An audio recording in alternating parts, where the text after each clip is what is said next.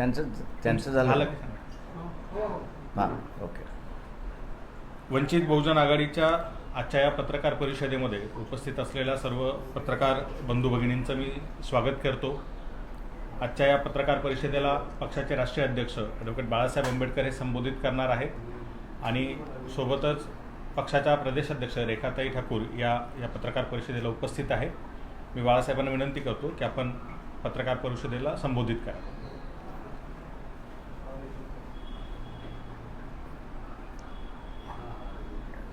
एकनाथ शिंदे आणि भारतीय जनता पक्ष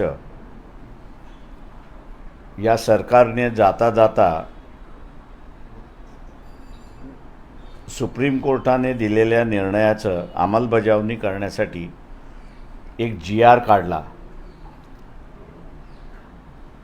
ह्या GRच्या अंतर्गत त्यांनी असणारा पाटणा उच्च न्यायालयाचे न्यायमूर्ती आनंद मोहन बदर यांची अध्यक्ष निवड करण्यात आलेली आहे आणि श्रीमती इंदिरा अवसार बार्टीच्या असणाऱ्या सहाय्यक सचिव म्हणून त्या ठिकाणी नेमण्यात आलेल्या आहेत. सुप्रीम कोर्टाने दिलेला क्रीमी लेअरचा निर्णय आणि वर्गीकरणाचा निर्णय महाराष्ट्र शासनाने कशा रीतीने राबवला पाहिजे, कायदा कशा पद्धतीने केला पाहिजे याची सूचना करणारी असणारी ही कमिटी आहे असं मी त्या ठिकाणी मानतो आहे. एकंदरीत या निर्णयाला आमचा असणारा विरोध आहे. वर्गीकरण आणि क्रीमी लेअर कोर्ट लावू शकतं की पार्लमेंट लावू शकतं याचा निकाल होणं अजून गरजेचं आहे. माझ्या माहितीप्रमाणे हा GR काढताना मुख्यमंत्री आणि दोन्ही उपमुख्यमंत्री यांनी काँग्रेस पक्षाशी, राष्ट्रवादी पक्षाशी आणि उद्धव ठाकरे सेना यांच्याशी सल्लामसलत केला आणि सल्लामसलत केल्यानंतर त्यांचा होकार आल्यानंतर हा GR काढला अशी परिस्थिती आहे. याचा अर्थ आहे की इथले राजकीय पक्ष SC STचं आरक्षण जे आहे हे निकामी झालं पाहिजे असं त्या ठिकाणी पाहत आहेत. कोर्टाच्या निकालामध्ये क्रीमी लेअरची व्याख्यासुद्धा त्या ठिकाणी करण्यात आलेली आहे आणि ती म्हणजे एका कुटुंबाने आरक्षणाचा फायदा घेतला तर तो क्रीमी लेअरमध्ये येतो आणि एकदा का तो क्रीमी लेअरमध्ये आला तर त्याला यापुढे आरक्षण मिळणार नाही अशी असणारी परिस्थिती आहे. वस्तुस्थिती अशी बघितली तर ज्युडिशरीमधले आकडे आपण असं पाहिले तर आदिवासी समूह म्हणजे SC समूह हा फक्त 1.7% एवढाच रिप्रेझेंटेशन आहे. जिथे 7.5% रिप्रेझेंटेशन पाहिजे होतं त्या ठिकाणी फक्त आत्तापर्यंत 70 वर्षामध्ये 1.70% आरक्षण आहे. याचा अर्थ आता हे जे 1.7% कुटुंब आरक्षणाचा लाभ घेतला आहे ज्युडिशरीमध्ये आहेत त्याच्यामुळे ते बाद होणार अशी असणारी परिस्थिती आहे. हा निर्णय आम्ही असा मानतोय की इथली वर्चस्ववादी जी व्यवस्था आहे, मनुवादी जी व्यवस्था आहे तिला पुन्हा गुलामीचं असणारं राज्य जे आणायचं आहे त्यांनी हा टाकलेला डाव आहे असा मी त्या ठिकाणी मानतोय.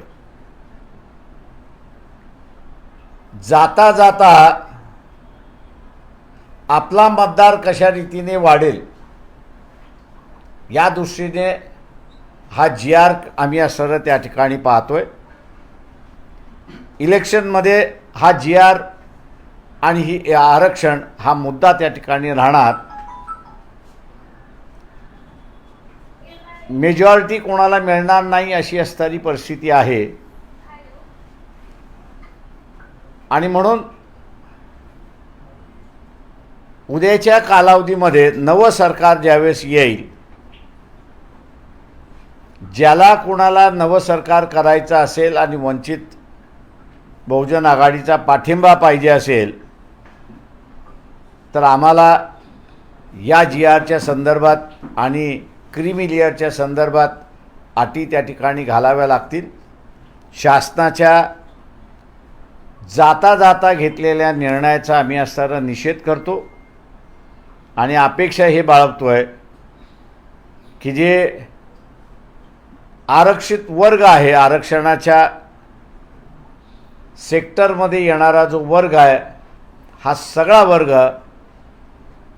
ज्यांनी हा GR काढला, मग ते काँग्रेस आणि भारतीय जनता पक्षाच्या आघाड्या आहेत, त्यांनी मिळून काढलेला GR आहे, त्याच्या विरोधात मतदान करतील अशी अपेक्षा आम्ही या ठिकाणी बाळगतो. आपण आता विचार. बीच में सुप्रीम कोर्ट ने क्रीमी लेयर के बारे में और क्लासिफिकेशन के बारे में, वर्गीकरण के बारे में एक डिसीजन दिया था. उस वक्त हम लोगों की भूमिका थी, जो आज भी है, कि क्या इस देश के अंदर आरक्षण में विभाजन हो एक तरफ, और दूसरी तरफ जिनको आरक्षण मिला है उनको क्रीमी लेयर में लाने की जो भूमिका है, पॉलिसी है, क्या ये सुप्रीम कोर्ट तय कर सकती है या पार्लियामेंट तय कर सकती है.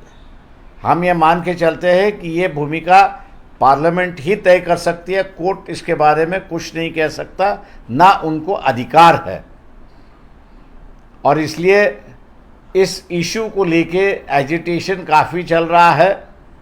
लेकिन महाराष्ट्र में जो मनुवादी सरकार है, बीजेपी और एकनाथ शिंदे की, और इस मनुवादी सरकार को समर्थन करने वाली जो पार्टियां हैं, कांग्रेस है, एनसीपी है शरद पवार की, और उद्धव ठाकरे की सेना, ये जो मनुवादी सरकार को जो सपोर्ट कर रही है, इन्होंने मिलके ये GR निकाला है. इन सभी तमाम पार्टियों का हम निषेध करते हैं और इसको इलेक्शन का मुद्दा हम लोग ज़रूर बनाएंगे. फैक्शन मैंडेट होगा. इलेक्शन के अंदर सरकार जो बनेगी उसके बाद में उनको इस विषय पर भूमिका लेनी होगी, तभी जाके मैं मानता हूं कि वंचित बहुजन आघाड़ी इनको समर्थन देगी. वरना हम लोग विरोध करते यहाँ पर रहेंगे, ऐसी हम लोग की परिस्थिति है. जी सर, मुद्दा आपने बता दिया चुनाव में क्या होंगे, लेकिन कल तारीख का ऐलान हुआ है और एक ही तारीख में 288 सीटों पर चुनाव होंगे, इस पर क्या कहेंगे आप? बहुत अच्छी बात है कि इलेक्शन कमीशन ने इस बात को माना है कि महाराष्ट्र एक शांतिपूर्वक स्टेट है और एक दिन के अंदर यहाँ पे शांति से इलेक्शन हो सकते हैं. इसको मैं कहता हूँ कि इलेक्शन कमीशन का ये निर्णय अच्छा है और उन्होंने सभी राज्यों में ऐसे ही निर्णय लेना चाहिए. लेकिन दूसरा जो हम लोगों का जो ये है कि दूसरे दिन ही काउंटिंग होनी चाहिए, उस बात को भी इलेक्शन कमीशन ने मानना चाहिए कि दूसरे दिन काउंटिंग होनी चाहिए. मैं 84-85 से इलेक्शन देख रहा हूँ, लड़ भी रहा हूँ. जब बैलेट पे होता था तो काउंटिंग दूसरे दिन ही शुरुआत होती थी, सुबह 8-7 बजे ही. मेरे ख्याल से अब तो EVM है, तो EVM की काउंटिंग तुरंत हो सकती है. और इलेक्शन कमीशन को हम लोग लिखने भी जा रहे हैं कि भैया काउंटिंग जो है वो आप दूसरे दिन ही शुरुआत करो, ताकि हरियाणा की तरह जो एलिगेशंस हुए वो एलिगेशंस मेरे ख्याल से ना हो. इसकी भी दखल जो है इलेक्शन कमीशन को लेना चाहिए, ऐसा मैं मानता हूँ. एक सवाल ले लेती हूँ हिंदी लास्ट. अम्बेडकर जी, पिछड़ा वर्ग जो होता है वो आपका ज्यादातर वोटर है, ऐसे में उसमें सेम लगाने की कोशिश बीजेपी की तरफ से दिखाई दे रही है. सोशल इंजीनियरिंग पैटर्न जो हरियाणा में उन्होंने लगाया वो महाराष्ट्र में ट्राई कर रहे हैं. किरण रिजिजू खासतौर पर जो बौद्ध लोग हैं, बौद्ध समाज हैं, उनसे मिल रहे हैं, तो कहीं ना कहीं देख रहे हैं कि उनकी पूरी ताकत. देखिए, सवाल ये है यहाँ पर कि एक डिसीजन जो जिसकी चर्चा नहीं हुई, एक 7-8 दिन पहले आया है। सुप्रीम कोर्ट का जजमेंट आया है लोकल बॉडीज़ के इलेक्शंस को लेके, और उन्होंने ये कहा है कि तुरंत लोकल बॉडीज़ के इलेक्शन होने चाहिए, लेकिन ये इलेक्शन लेते समय ओबीसी का आरक्षण नहीं होना चाहिए, जिसको उन्होंने पहले ही रोक लगाई है। ओबीसी के अंदर एक डर पैदा है कि ये तमाम पार्टियां कांग्रेस अलायंस और बीजेपी अलायंस, जिसको मराठी में हम लोग मराठा खानावळ कहते हैं, ये मराठा खानावळ है। इनका एक ही लक्ष्य है कि ओबीसी का आरक्षण ख़त्म किया जाए, उसको रोक लगाया जाए, ऐसी उनकी भूमिका है। और विधानसभा के चुनाव के बाद जो भूमिका सुप्रीम कोर्ट में ली है, वो भूमिका विधानसभा के बाद असेंबली लेगी, ऐसा डर है। तो इसलिए एससी, एसटी और ओबीसी ये आरक्षण के मुद्दे पर लड़ेंगे, ऐसा मुझे लगता है, और वो सबसे बड़ा इशू होगा। ये अगर कितना भी कहे कि लुभाने की कोशिश की, लेकिन जरांगे पाटिल की जो मांग है कि मराठों को ओबीसी के कोटे में से आरक्षण मिलना चाहिए, इस पर वंचित बहुजन आघाड़ी के अलावा किसी ने भूमिका नहीं ली है। और ये मराठा लीडरशिप होने की वजह से अब इनको जो है मराठा खानावल करके पहचाना जा रहा है गांव देहात में, इसलिए ओबीसी उनको वोट देगा ऐसा मुझे नहीं लगता है। सर, आपण जर बघितलं तर मनोज जरांगे आता म्हणतात की उमेदवारीसाठी त्यांच्याकडे 800 अर्ज जवळपास आलेले आहेत, त्यामुळे जर भूमिका सरकारने स्पष्ट केली नाही तर महाविकास आघाडीबरोबर ते जाऊ शकतात असं देखील म्हटलं जात आहे। या संदर्भात काय? ते आमचं म्हणणं असं आहे की जरांगे पाटील यांनी 800 अर्ज आलेले आहेत, फार चांगली गोष्ट आहे। त्याच्यापैकी त्यांनी असं तर 288 उमेदवार निवडावीत आणि त्यांना इलेक्शनमध्ये उतरावं, त्यांनी इलेक्शन लढावं। सर, दुसरा प्रश्न आहे की विधानसभेचं विपुल तर वाजलंय, आता मनसेनी सुरुवातीला एकला चलोचा नारा दिला, आता जर आपण बघितलं तर काही सीट्सवर महायुती बरोबर ते समेट करू शकतात अशी चर्चा सध्या सुरू झालेली आहे। मला वाटतं जर तरच्या याच्यावरती मी उत्तर देत नाही।